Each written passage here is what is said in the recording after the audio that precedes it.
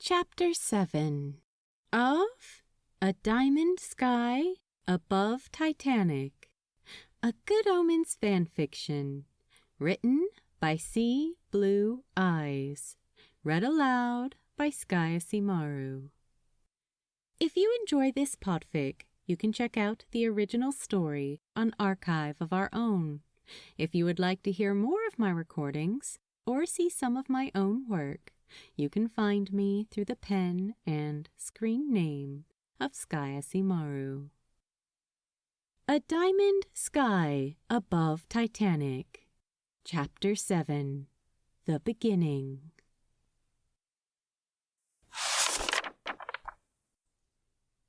It is not an everyday happening, this.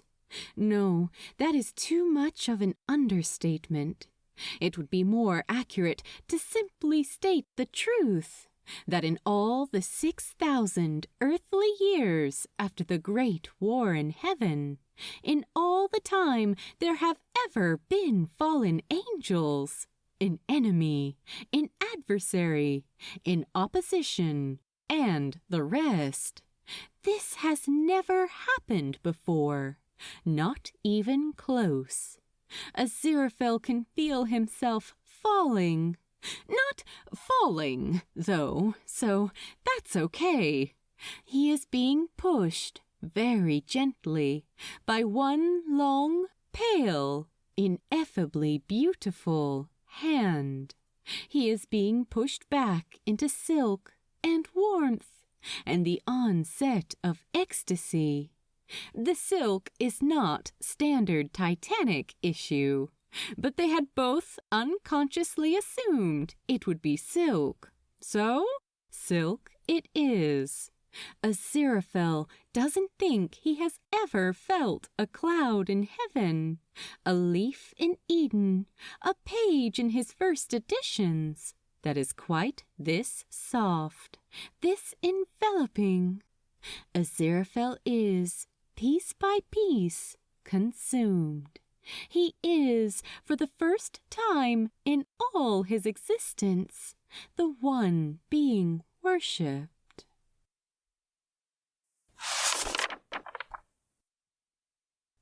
It would be an understatement to say that they have all the time in the world.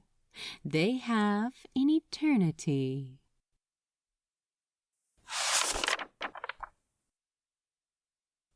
When was the last time you flew, Angel? This, murmured into Aziraphale's abdomen, is enough to draw the angel from what he supposes might just have been his first ever doze. Crowley's query is warm and vibrating against his skin. The angel manages to open his eyes, and it is like pulling his lashes out of honey. He feels exhausted. 1666, the Great Fire of London. He finds it within himself to murmur in response. Then, though he's not sure why he does, he adds, I needed to see it for myself. Crowley raises a brow. The fire? No. The pine? Indeed, no. Crowley's imagination, admittedly completely spent, like every other piece of him, seems to fail him at this point. The suffering? Aziraphale gives up and closes his eyes again. Nor that, he says, addressing the woody red gold of his inner eyelids. Russet, the word comes to him. It is beautiful. There is a loss of pressure around his midriff as Crowley raises his head. Then why? Why'd you fly? It's even harder to open his eyes this time. But Aziraphale feels he owes him that much. When he finally gets there, Crowley is watching him, all serious and curious and languorous, ankles crossed on the sheets behind him, hair splayed untidily over his forehead, rich eyes heavy-lidded. "I did it to see the colors," the angel says simply. Then, softer still, distant and remembering and sleepy, "I did it to see the colors."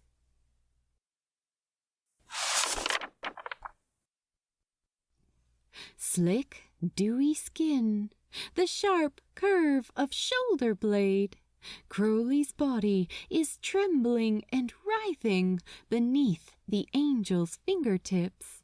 A touch as soft and benign as rainfall, as light as feathers. Angelic beings may lack fundamental spiritual gender, but neither actually lacks anything physical.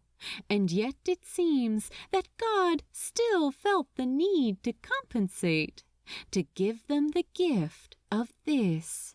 The small of the demon's back is writhing with it, shuddering in pleasure. Had the wings been earth-bound, they would have been spasmodically extending and contracting, touching the walls 1 second, then curled tight against his body the next. It has been said many times before that God works in mysterious ways.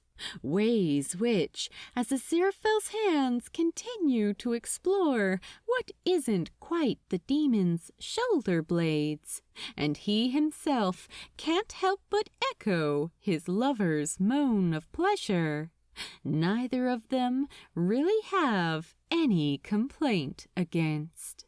Not really.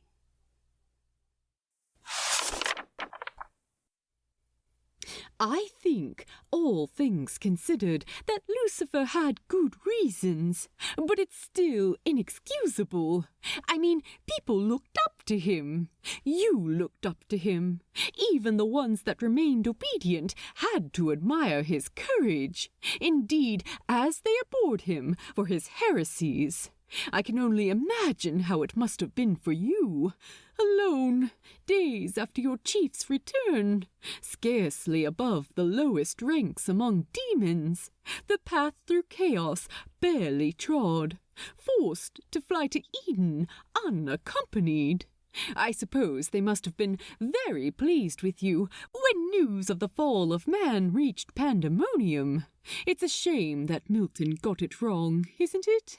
I know if I was you, I'd be awfully annoyed for Satan to get all the credit, and I not even a mention. Oh, don't give me that look, dear. You know how hard I tried to convince him otherwise. He already had too many characters to go introducing this Crowley fiend, he said. He told me I had no flair for storytelling. How was I to argue? I couldn't exactly cite my reasoning as historical accuracy, now could I? It shouldn't have surprised him, really, Crowley thinks, when he finally opens his eyes and sees the feathers. He had felt them unfurl and open wide in a heartbeat, his own as well as the angel's, had smelled the fresh rainfall in cool woodland, a scent of both earth and sky simultaneously. They came the moment they came, his above erupting towards the ceiling, his below bursting across the sheets to skim the walls, hand in hand, wing in wing, cries hurled together in imperial beatific chorus.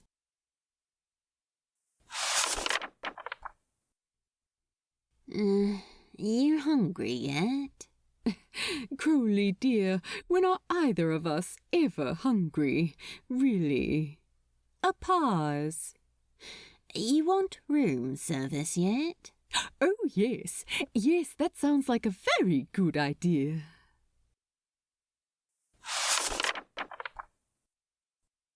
Aziraphale's eyes are closed, and his hair is matted to his forehead.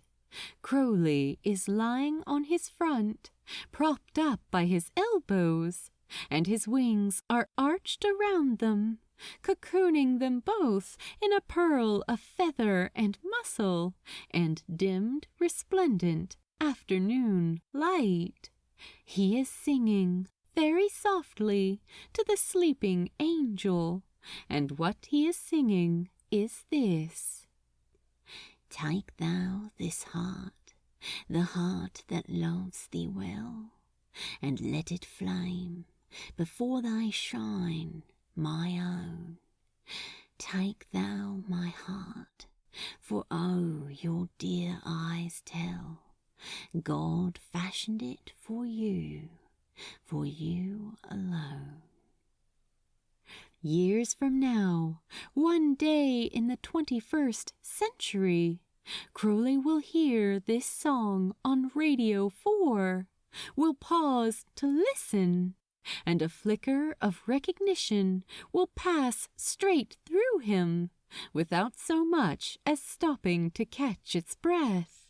None the less, without knowing why, and putting it down merely to his refined appreciation of turn-of-the-century romantic opera, he'll play this track over and over in his Bentley for days on end, until Enrico Caruso becomes Freddie Mercury.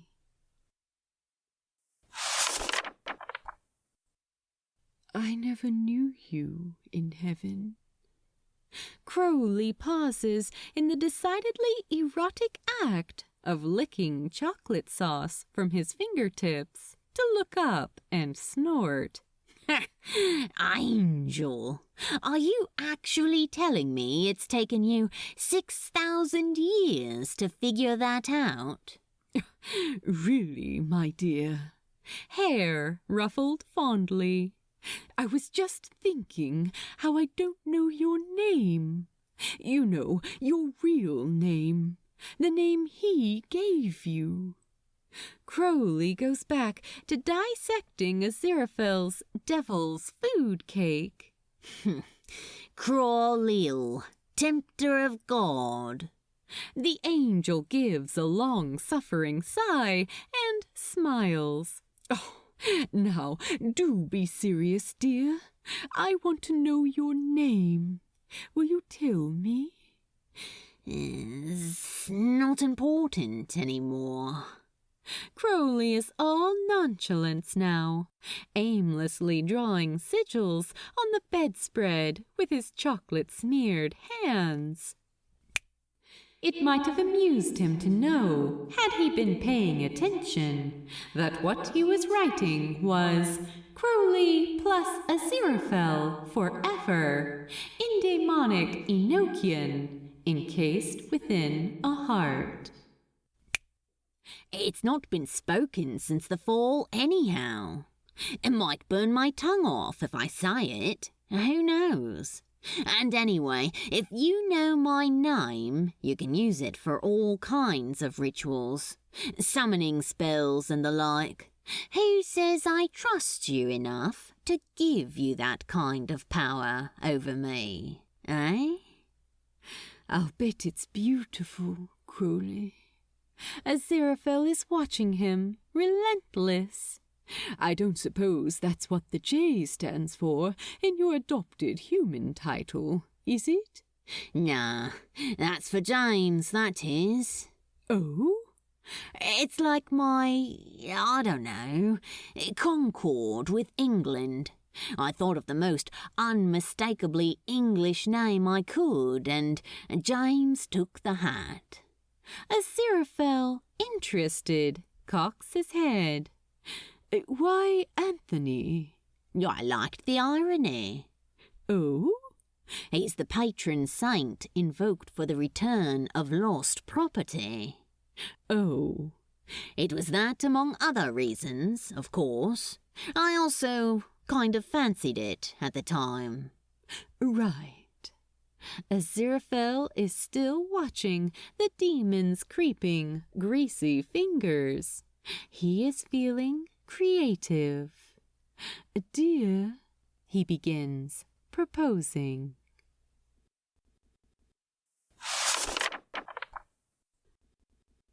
When Aziraphale wakes again, the sun has gone, and there are darkening shadows on the walls, crisp and acute.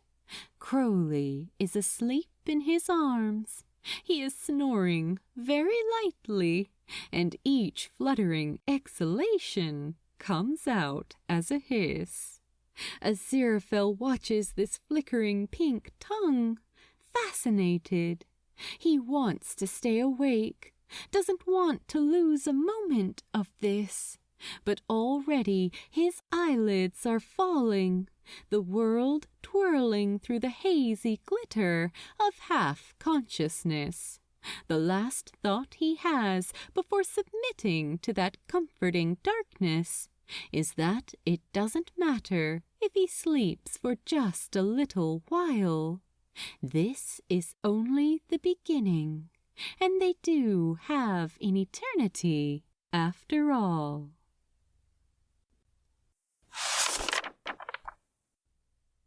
To be continued in Chapter 8. Thank you for reading. Please drop by the archive and let the author know what you thought of their work.